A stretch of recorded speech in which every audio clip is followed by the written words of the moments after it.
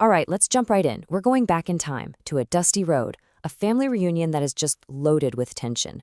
We are talking, of course, about Jacob and Esau, two brothers, two destinies, and a moment that on the surface looks like one thing, but underneath it's something else entirely. It's a cosmic transaction that literally set the course for all of history. So let's get into it. So these are the words Jacob speaks to his brother Esau after 2 decades of being gone, running for his life. Just listen to that phrasing. Let my Lord pass before his servant. I mean, it sounds like he's completely giving in, right? It just screams terror, like he's bowing down to a power that he knows he can't possibly fight. And that's the big question, isn't it? That's what we're here to unpack. Was this just a moment of sheer weakness? A man who is totally outmatched, outnumbered, and just trying to save his own skin? Or was Jacob the man who literally wrestled with an angel, playing a completely different game? A much, much longer game. Was this submission, or was it one of the most brilliant strategic moves in all of human history? Okay, to really get what's happening, you have to picture the scene. It's like something out of a movie. You've got Esau rolling up under this blazing hot sun, just radiating power. He's got 400 armed men with him. It's all about force, confidence, the power of now.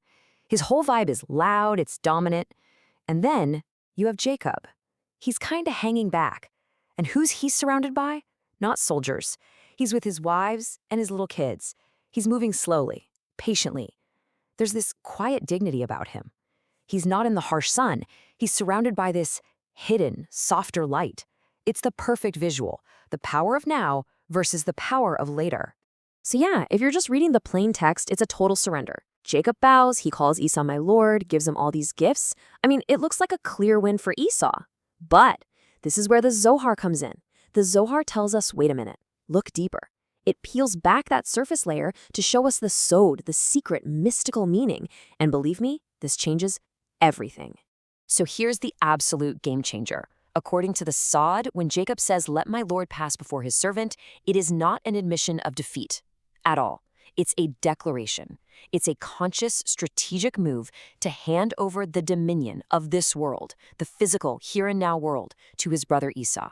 He's not giving up. He's literally, intentionally handing over the keys to the present moment.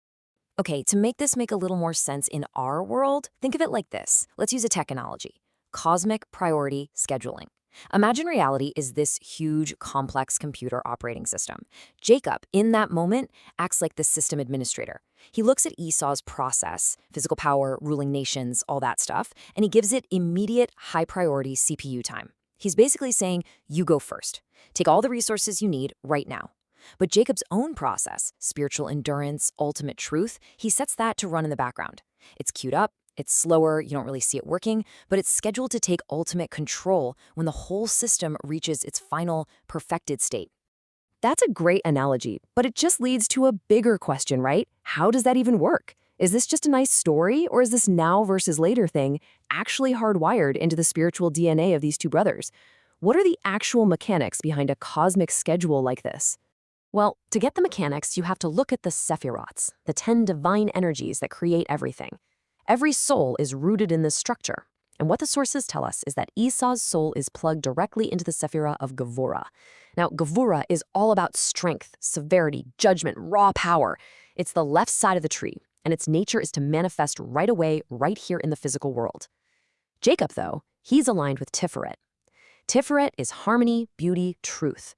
It's the central pillar, the perfect balance point between the kindness of Chesed on the right and the severity of Gevurah on the left. You can literally see it. Esau is the raw external force, and Jacob is the balanced internal potential. And this slide really nails the why. Think about it. Gevurah is like a volcano. Its very nature is to erupt outward powerfully and immediately. It's designed to express itself in Malchut, our physical world, right now. It's the perfect energy for ruling the present. But Tiferet is more like a giant redwood tree. Its power is in its balance, its deep roots, its ability to bring everything together. Its full, perfected power can't really manifest in a broken world, so its ultimate expression is deferred. It's held in reserve, waiting for the tikkun, that future moment of cosmic rectification when everything finally comes into perfect harmony. And you know, this whole cosmic blueprint isn't just some abstract theory. It's actually encoded into something we can all see and feel. This entire dynamic, this trade-off of power, is visualized through the mystical meaning of color. Yeah, this is brilliant. The Kabbalistic sources lay it out so clearly. First, you have red. The Torah itself calls Esau Adomi, the red one. His kingdom is Edom. Red is the color of fire, of raw power. It's the color of Gevurah. It's a perfect match for Esau's rule in this world. But then you have Jacob's colors. White, which is Chesed or mercy, is there, but it's concealed, it's hidden. And green, the color of Tiferet, represents harmony and life. But its time to truly flourish is deferred. It's waiting for the right season. So right now, the landscape is painted red, while the white and green are waiting for the future world to arrive. And this chart just visualizes the whole deal perfectly. Look at this. In this world, our current reality, you see that red bar for Esau is just dominant. He controls the physical stuff, the politics, the armies, the headlines. But look what happens as we move toward the end of days. The whole thing flips. Esau's dominion fades, and Jacob's authority, the green and white of truth and harmony, becomes 100%. It's not a fight for one prize. It's an allocation of two different prizes in two different time zones. So at its core, the whole system is built on the number 2. You've got 2 brothers, leading to 2 nations, living in 2 domains, this world and the world to come. The genius here is that holiness, Jacob's power, doesn't lose anything by waiting.